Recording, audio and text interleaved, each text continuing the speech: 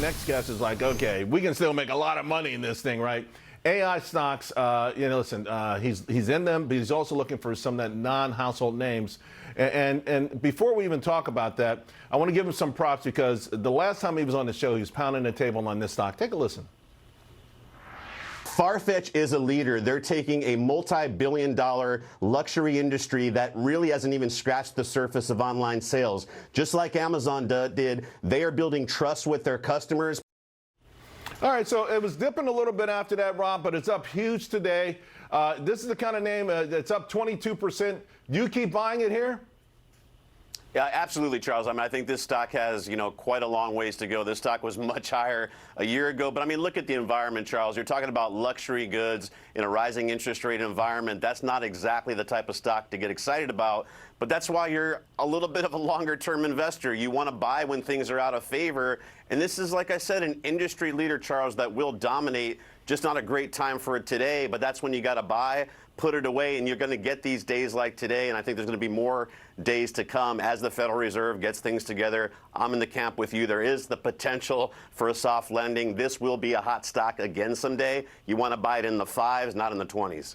I want to pick your brain on AI because I know you started buying or adding at least to NVIDIA.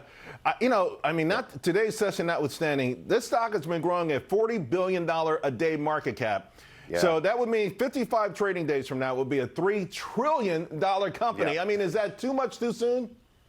Yeah, absolutely, Charles. And look, trees don't go to the sky. And then, look, and when you look at it right now, it's approaching $1 trillion.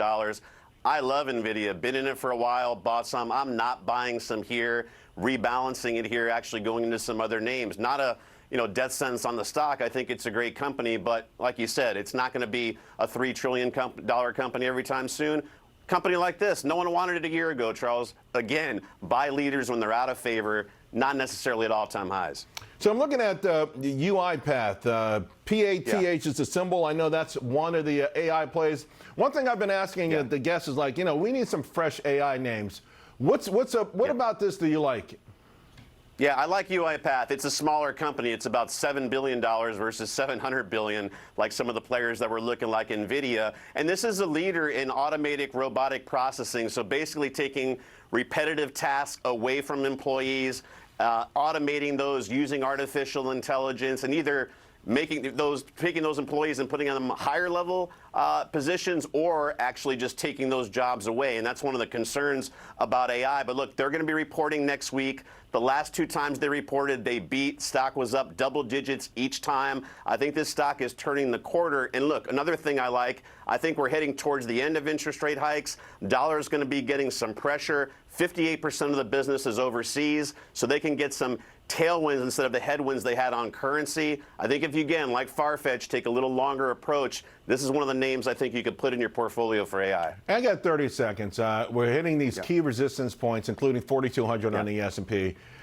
Do we have enough participation to get over that hump, or do you see us maybe pulling back to regain some, before we try again? Yeah, like you said earlier in the show, Charles, I'm really worried about this debt ceiling. Like you, I'm sure. I don't think they're going to make such a grave error as to not pass something. But look, it's a risk. And I think right now, why I've been saying all year, you want to be in individual stocks versus owning the broad market. You want to be a little bit more protective here until we get some more clarity. Until we get some more clarity from the Fed on this debt ceiling, I don't see the market breaking out to new highs. All right, Rob. Hey, again, congratulations, and thank you very much. We'll talk to you again real soon. Coming up, folks, we're going to talk about this debt ceiling.